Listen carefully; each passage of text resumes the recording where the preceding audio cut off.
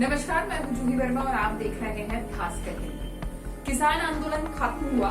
कुल 383 दिनों के लंबे अंतराल के बाद किसान नेता राकेश टिकैत अपने घर लौटे। जोरदार स्वागत हुआ है, जिसकी पूरी उम्मीद थी कि स्वागत ऐसा ही होगा।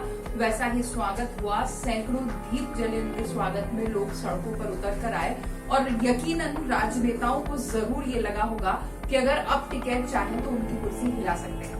और शायद अखिलेश यादव को भी यही लगा कि अब टिकैत वो अस्त्र हैं जिसे इस्तेमाल करके वो बीजेपी के खिलाफ बड़ी जंग जीत सकते हैं। और यही सोचकर अखिलेश यादव ने बिना देर किए टिकैत को इनडायरेक्टली न्योता भी दे दिया कि अगर वो चाहे तो समाजवादी पार्टी का मंच शेयर कर सकते हैं, चाहे तो चुनाव लड़ सकते हैं, चाहे तो सपोर्ट कर सकते हैं। अब एक बार इसको मोटे तौर पे ये समझिए कि आखिर क्यों टिकैत अखिलेश यादव के साथ अगर जुड़ जाते तो उनकी ताकत बढ़ा देते।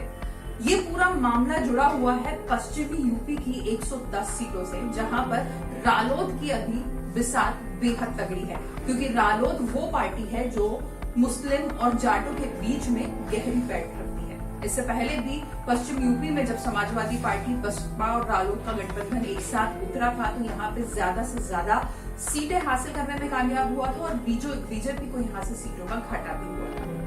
अब यही समीकरण एक बार फिर अखिलेश यादव बनाने की कोशिश कर रहे हैं। रालोद से जयंत चौधरी को वो जोड़ चुके हैं और अगर टिकैत उनके साथ आकर खड़े हो जाते हैं तो ये उनकी सबसे बड़ी जीत होगी, खासतौर से पश्चिमी यूपी में, जहां पर जाटलैंड आता है, जहां से किसान सबसे ज्यादा किसान आंदोलन में शामिल थे। इसलिए ये एक तरीके से तुरुप की चाल हो सकती है अखिलेश यादव की इस चुनावी मैच को जीतने के लिए।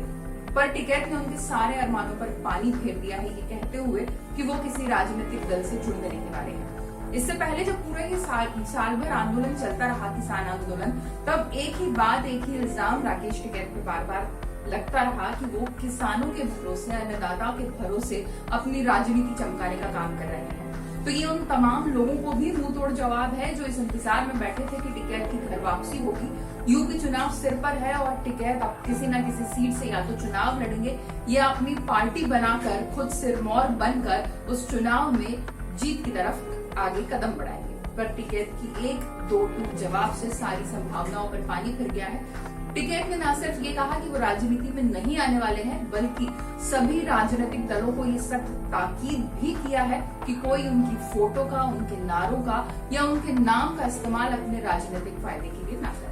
तो संकेत साफ है कि फिलहाल आज की तारीख में टिकैत का सियासी मैदान में उतरने का कोई इरादा नहीं है।